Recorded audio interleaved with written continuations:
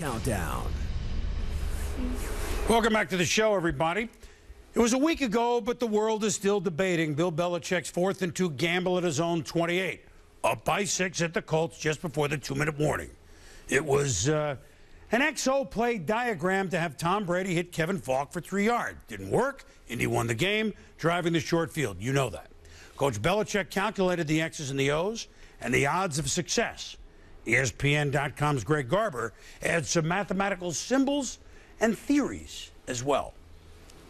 4th down and 2 for the Patriots at their own 28.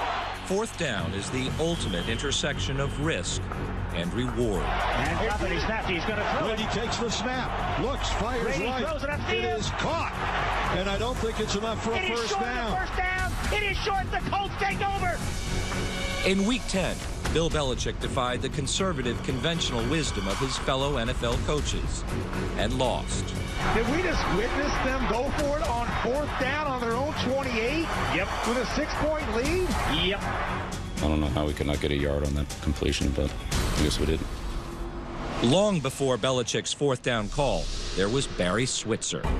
14 years ago in Philadelphia, the former Cowboys head coach made a similar decision to go for it in a tie game on his own 29. They give it to Smith and they stop him again! They stop him again! We're actually 4th and about 3 inches. And that was the reason we went for it. If it's been 4th and 1, I'd kick the damn thing. The Cowboys failed and lost. And like Belichick, Switzer was skewered. This is Bozo with the trophy in 1995. I didn't make 4th and 3, but we got this. That season, the Cowboys went on to win the Super Bowl. I believed in Belichick's decision. I said the guy wanted to win the game now. He definitely made the right decision. He had the right instincts. Brian Burke is an aerospace engineer, literally a rocket scientist, who created the website Advanced NFL Stats. His win probability model factors in the specific variables of game situations. Burke insists Belichick did the right thing. If you do the math, then it comes out where going for it on 4th down is far more advantageous than most coaches believe. According to Burke, the most obvious choice, a Patriots punt, would have given Belichick a 70% chance of winning the game. But when he chose to go for it, his chances of converting a first down were just 60%.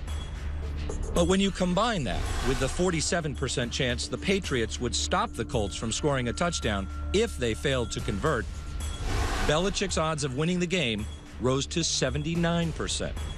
It's pretty basic math, actually. Just because it didn't work out in this case doesn't mean it wasn't the right call. I think what people do in their decision making is that they focus on the worst case. They're very cautious. 7 years ago, Cal Berkeley economics professor David Romer produced a paper that argued that NFL coaches should go for it more often on 4th down. So if the next situation is a first down on the 40. Back in 2002, some NFL coaches were not impressed. Right, and if I had any idea what this meant, I'm sure it would be of great value to me. Whatever it is, P equals a whole bunch. Oh, then you got the crowd. Then the crowd is going to go for it, you know. Then you start thinking about that article the guy from Cal wrote. And then you say, well, what would he do in this situation? When it's all said and done, the equation's very simple. It's a 50-50 proposition. You either make it or you don't make it. Belichick, an economics major who had already read Romer's thesis when ESPN interviewed him in 2002, was one coach who took it seriously. I just read what the conclusions were, and I didn't really try to understand the formulas and all that. The percentages added up to, his conclusion, which was to go for it. In his 10 seasons with the Patriots, Belichick has gone for it on 4th down at a rate higher than the league average, and he has succeeded more often, too.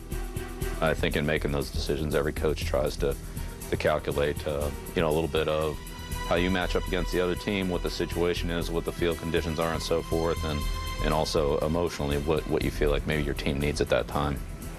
7 years later, Romer stands by his thesis and Belichick's judgment. It certainly wasn't a crazy decision. It wasn't stupid. It wasn't the dumbest decision in the history of mankind or the most incompetent decision, as people have referred to it. It's a very defensible decision. Everybody sitting in the stadium knows this is a big play. If you go for it, that it, you know, you're going to maintain possession, and it's going to give you another opportunity to score, or you're going to give the ball to the other team, and then you're going to have to go through another series of plays before you get it back, if you get it back. Manning looks for the quick throw, throws to Reggie, touchdown! Reggie Wayne! Oh, yes, yes, yes,